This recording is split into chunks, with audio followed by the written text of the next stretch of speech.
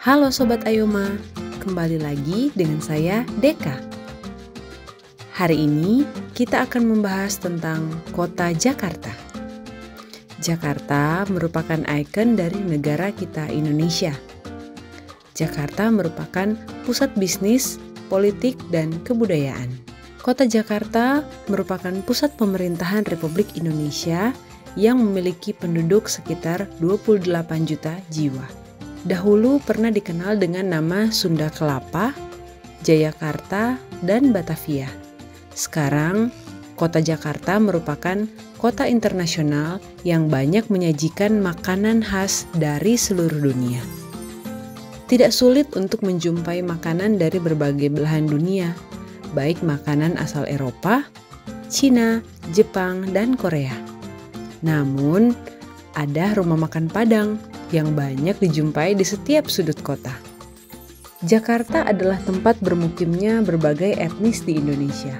Masakan khas Jakarta termasuk asinan Betawi, soto Betawi, ikan lele, ketoprak, bakmi dan bakso, gado-gado Betawi, es doger, gabus pucung, sayur bebanci, soto mie, dan masih banyak lagi.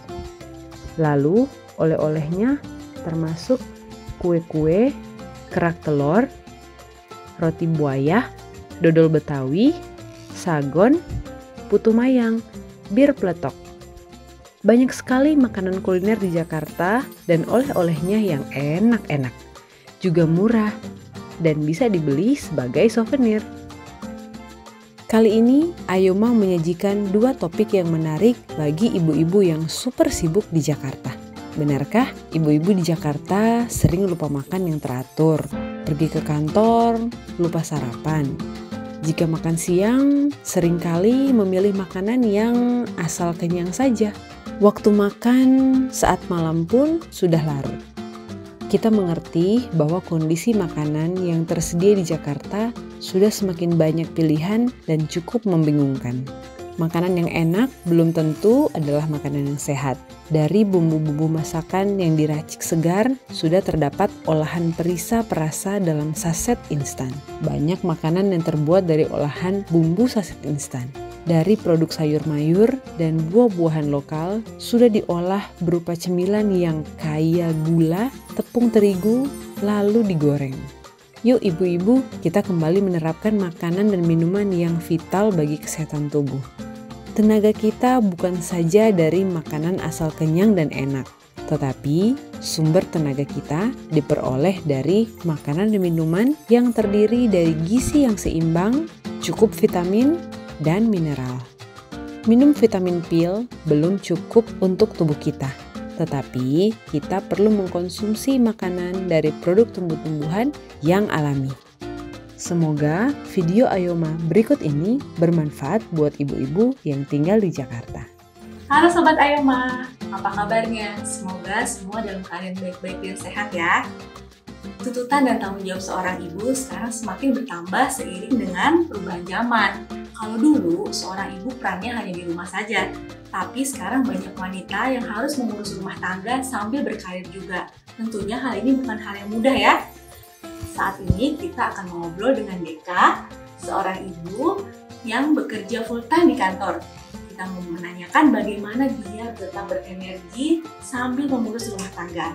Halo Deka, apa kabar? Sehat dong, Debbie apa kabar? Iya, baik. Nah, Deka boleh cerita dong bagaimana sih Deka tetap bisa berenergi sambil mengurus rumah tangga? Ya, jadi hal yang paling sulit itu karena kita sebagai wanita yang bekerja di kantor full time dan harus mengurus keluarga di rumah itu adalah waktu dan tenaga. Apalagi kita yang tinggal dan bekerja di Jakarta ya, Deb ya. Pastinya sangat sibuk. Bahkan pagi-pagi harus sudah bangun dan harus berangkat ke kantor dan pulangnya udah malam. Wah, berat ya. Emang kalau kita kerja pagi-pagi berangkat, anak masih tidur. Kita Betul. pulang udah kemalaman, anak udah tidur juga. Iya. Nah, Deka, bagaimana sih caranya supaya Deka tetap sehat? Apakah ada makanan khusus yang kita konsumsi? Nah, ini dia yang masih harus diperbaiki. Sebenarnya kita sebagai ibu-ibu tentunya tahu mana makanan yang baik yang harus kita makan.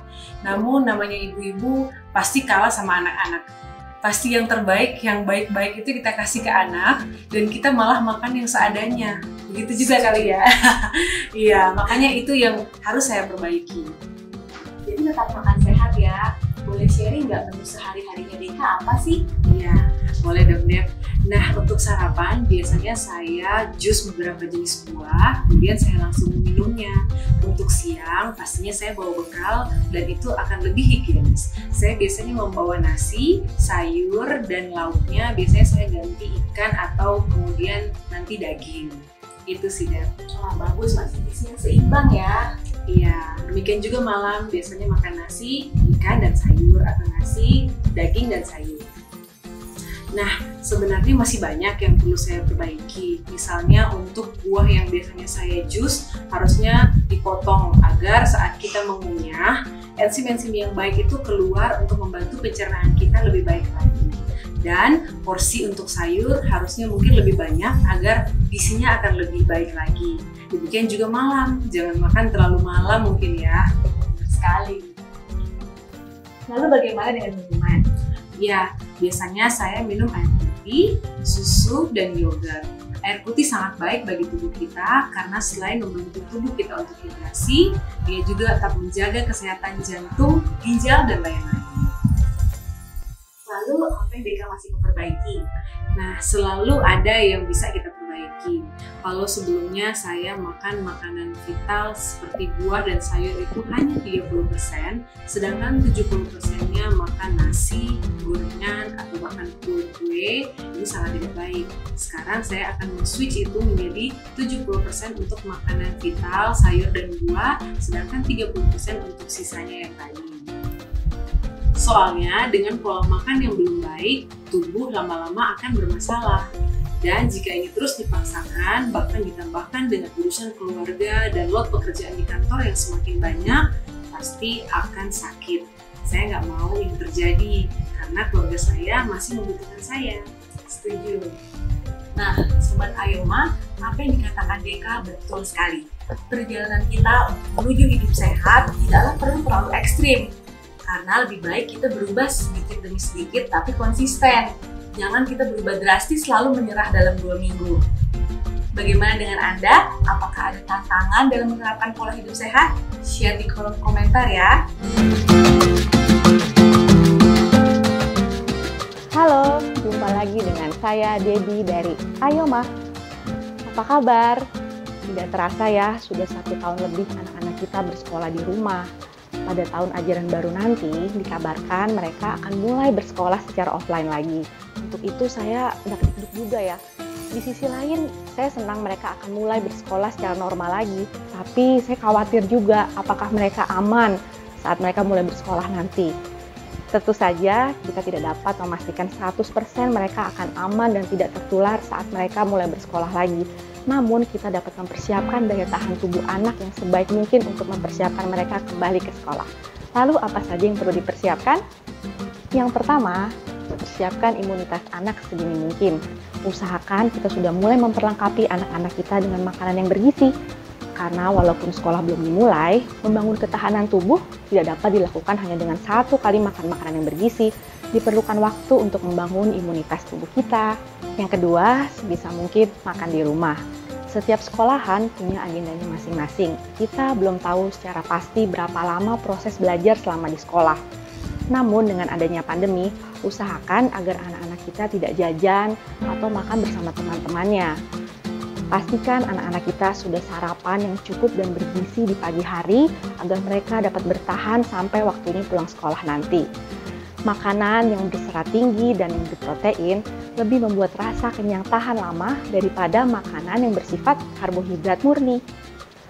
Lalu yang ketiga, apa saja yang perlu dipersiapkan ketika anak-anak kita kembali bersekolah? Yang pertama, buah botol minum dengan kebutuhan minum yang cukup untuk anak-anak kita agar mereka tidak terdehidrasi. Usahakan membawa air putih ya, jangan minuman yang manis seperti teh manis, air sirup, apalagi soda. Lalu yang kedua, apabila sekolah panjang hingga sore hari, usahakan agar kita menyiapkan bekal yang bernutrisi. Komponen gizi yang seimbang dan lengkap seperti protein, karbohidrat, lemak baik, vitamin, dan mineral. Menyiapkan makanan yang bernutrisi untuk anak-anak kita itu PR banget ya. Harus bangun pagi, harus menyiapkan menu. Saya sendiri tidak dapat mempersiapkan semuanya itu 100%. Kadang-kadang saat sudah terlalu lelah, maka yang menjadi bekal adalah makan lebih dari makan malam sehari sebelumnya. Atau kita bisa membuat yang simpel seperti nasi goreng. Namun usahakan jangan membawakan bekal seperti biskuit dan susu atau biskuit dan sereal saja ya. Karena anak-anak kita berharga dan mereka berhak mendapatkan yang terbaik dari kita. Lalu yang ketiga, membawa alat makan sendiri. Karena kalaupun anak-anak kita sampai dalam kondisi harus memakan dari makanan di kantin atau makanan yang disediakan sekolah, mereka tidak perlu berbagi alat-alat makan dengan yang lain untuk menghindari penyebaran virus ini. Yang keempat, ingatkan anak-anak kita selalu akan protokol kesehatan. Karena anak-anak adalah anak-anak. Begitu mereka bertemu, apalagi setelah sekian lama tidak bertemu, mereka akan langsung bermain bersama dan melupakan semua protokol kesehatan yang telah kita ajarkan. Mereka polos, mereka tidak takut apa-apa, mereka juga belum begitu mengerti akan dampak dari pandemi ini. Untuk itu, kita perlu harus selalu memberitahu, mengingatkan, dan bahkan memberikan mereka simple notes bahwa mereka harus memenuhi protokol kesehatan itu, dan jangan lupa kita harus selalu memberitahukan betapa kita mencintai mereka. Bagaimana ibu-ibu? Sudah siap menghadapi back to school? Masih ada waktu buat kita beradaptasi, mempersiapkan kesehatan dan daya tahan tubuh kita semua. Saya sendiri sedang mempelajari bagaimana mempersiapkan menu, bagaimana mengatur makanan yang bergizi untuk keluarga kita semua. Ayo mah, kita sama-sama berusaha buat keluarga kita. Tidak perlu menjadi sempurna dalam usaha kita, namun yang penting kita selalu mengusahakan yang terbaik untuk mereka. Nah, gimana dengan tayangan video tadi, Mams? Ayo kita mengonsumsi makanan dan minuman yang sehat. Ini tidaklah mudah dan merupakan suatu tantangan untuk kita bisa hidup sehat di kota Jakarta. Walaupun serba cepat yang seringkali memacu hidup kita untuk makan asal kenyang dan memilih makanan yang serba instan. Ayo ma, kita membawa bekal dari rumah yang bisa merupakan santapan yang sehat. Top produk Indonesia merupakan buah-buahan. Ada 12 buah komersial utama, yaitu buah jeruk keprok, jeruk bali, buah durian, mangga, manggis, alpukat, buah nanas, rambutan, buah salak, pisang, pepaya, melon, dan buah semangka. Lalu ada juga 5 buah yang sedang dikembangkan untuk ekspor, yaitu buah lengkeng, buah jambu biji, buah naga, kelapa hijau, dan kelapa kopior. Di luar negeri, buah-buahan dari Indonesia dianggap eksotis dan berharga mahal. Buah-buah ini mengandung banyak vitamin dan sumber gizi yang sangat penting yang tentunya dapat meningkatkan kesehatan tubuh dan mencegah penyakit tertentu. Maka, kita perlu setiap hari untuk memakan buah. Buah bisa kita jadikan menu untuk sarapan. Kebiasaan kita yang salah adalah memakan buah sebagai makanan penutup. Di website Ayoma, kami membahas tentang cara mencuci buah, mengolah buah, porsi mengonsumsi buah, dan menu makanan minuman dari buah-buahan.